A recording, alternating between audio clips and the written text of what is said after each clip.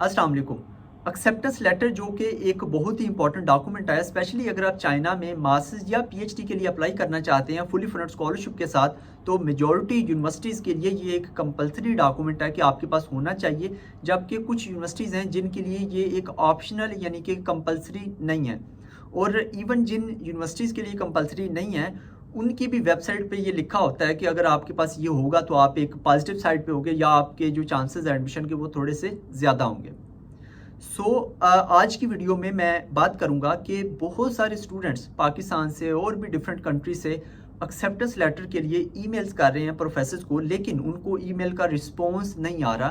तो क्या वजह हो सकती है, किस तरीके से वो अपनी प्रोफाइल को बेहतर बना सकते हैं। और मैं आपको बता दूं कि मैं डेली बेसिस के ऊपर डिफरेंट जो स्टूडेंट्स हैं उनकी सीवीज को रिव्यू करता हूं, उसके साथ साथ जो ईमेल का बॉडी पैराग्राफ होता है उसको मैं देखता हूं, उसको मैं रिव्यू करता हूं। उन स्टूडेंट्स की भी जिनको एक्सेप्टेंस लेटर नहीं मिल रहा वो ईमेल्स कर रहे हैं, और उन स्टूडेंट्स की भी जिनको एक्सेप्टेंस लेटर मिला है।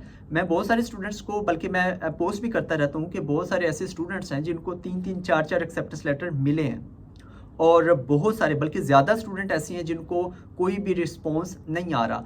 तो ये वीडियो उनके लिए है जिनको रिस्पॉन्स नहीं आ रहा, वो किस तरीके से अपनी प्रोफाइल को, अपनी जो रिप्रेजेंटेशन है यानी कि अपनी जो जब आप ईमेल करते हैं, अपनी जो सीवी बनाते हैं, उसकी रिप्रेजेंटेशन आप किस तरीके से कर सकते हैं, क्या क्या वो गलतियां कर रहे हैं। सबसे पहली जो चीज़ आपको इम्प्रूव करनी है वो आपका ईमेल का बॉडी पैराग्राफ। वो स्टूडेंट जिनको एक्सेप्टेंस लेटर मिले हैं उनका जब मैंने ईमेल का बॉडी पैराग्राफ देखा तो वो बहुत ही एक क्लैरिटी के साथ और बहुत ही उन्होंने उसको टू दी पॉइंट, और उसके साथ साथ उनका जो रिसर्च इंटरेस्ट था उसको उन्होंने बहुत ही अच्छे तरीके से लिखा हुआ था।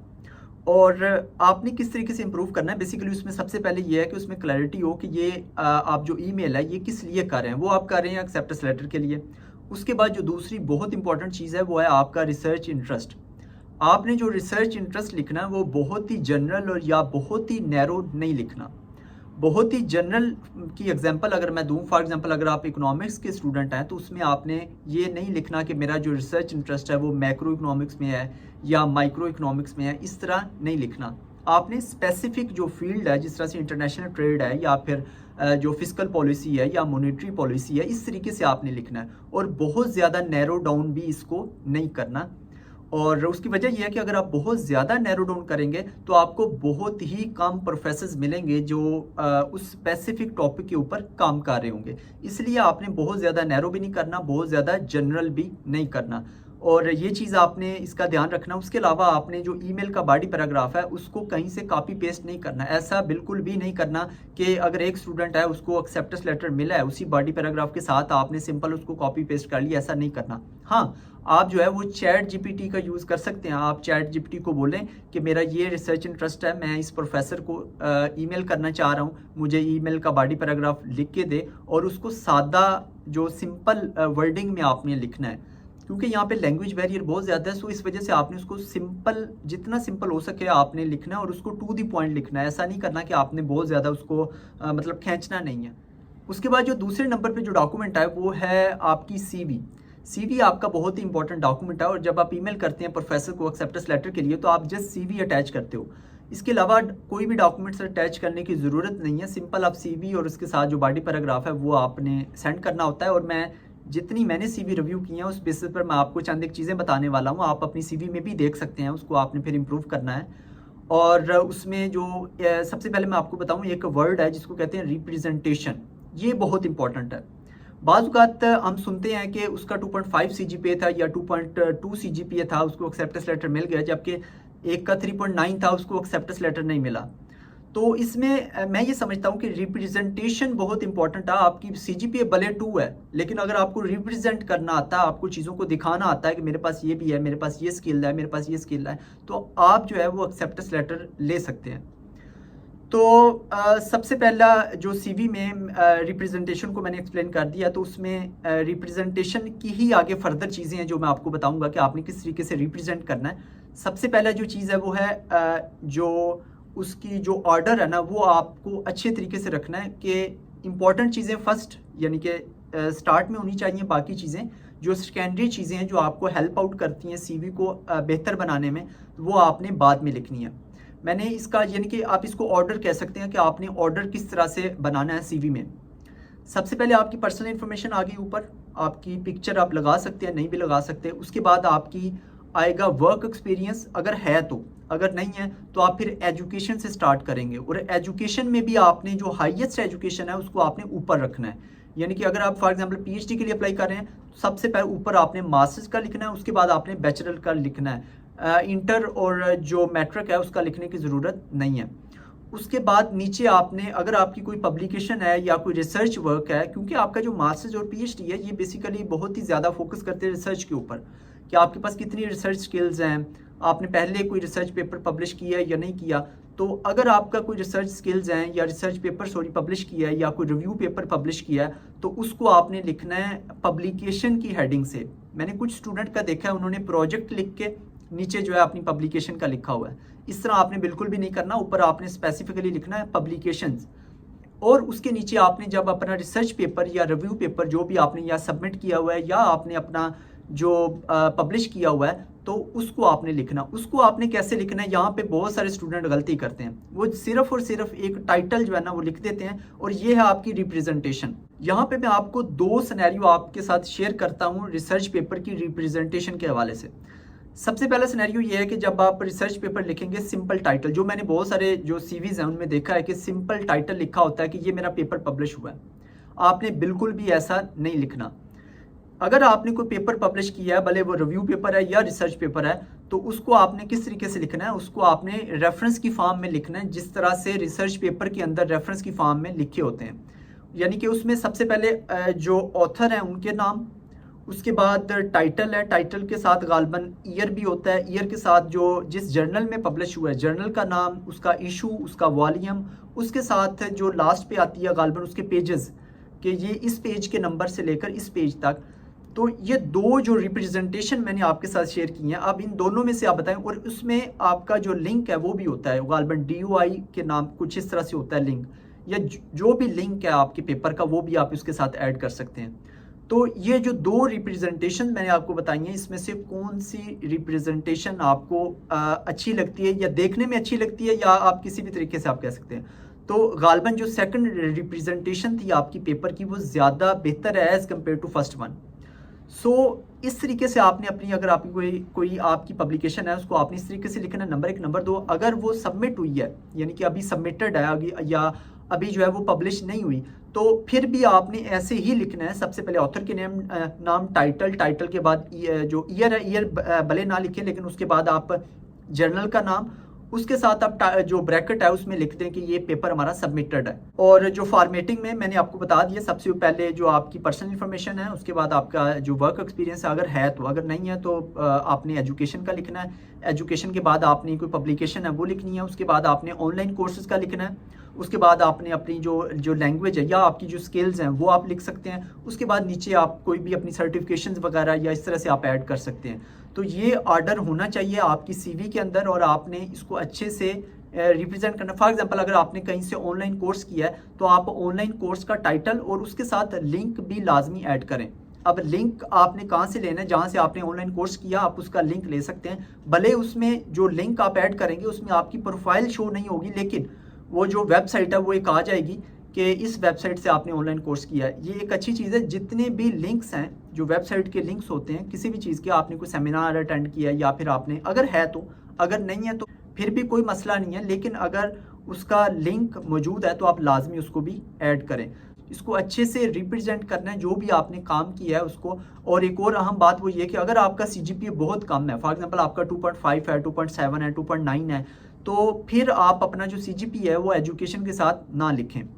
अगर आपका CGPA बहुत अच्छा है, जैसा कि फॉर एग्जांपल अगर आपकी 4/4 है या 3.8 है, 3.9 आउट ऑफ 4, तो आप लाजमी उसमें लिखें। और अगर आप गोल्ड मेडलिस्ट हैं, फॉर एग्जांपल आपकी 4/4 है, आप गोल्ड मेडलिस्ट हैं, तो आप लाजमी उसको हाईलाइट करें कि ये मैं गोल्ड मेडल मैंने लिया है, और इसको दोबारा से जाके अचीवमेंट्स में भी लाजमी लिखें।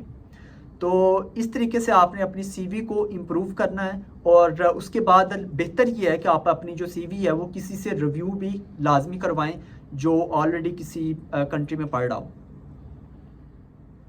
उसके बाद जो तीसरी चीज़ है वो है कि मैंने कुछ स्टूडेंट्स को देखा है कि वो एक ही ईमेल लिखते हैं, उसके साथ तमाम जो प्रोफेसर्स हैं उनको वो सीसी कर देते हैं, यानी कि एक ही ईमेल में तमाम प्रोफेसर जो एक ही यूनिवर्सिटी के हैं या डिफरेंट यूनिवर्सिटीज़ के हैं, उनको एक को ऊपर लिखकर नीचे सबको सीसी कर दिए, या एक में ही उसको तमाम जो ईमेल्स हैं वो लिख दिए। इस तरह आपने बिल्कुल भी नहीं करना। हर प्रोफेसर को सेपरेटली ईमेल करनी है और हर प्रोफेसर का नाम लिखना है, और नाम लिख के फिर आपने उसको ईमेल करनी है साथ CV अटैच करके।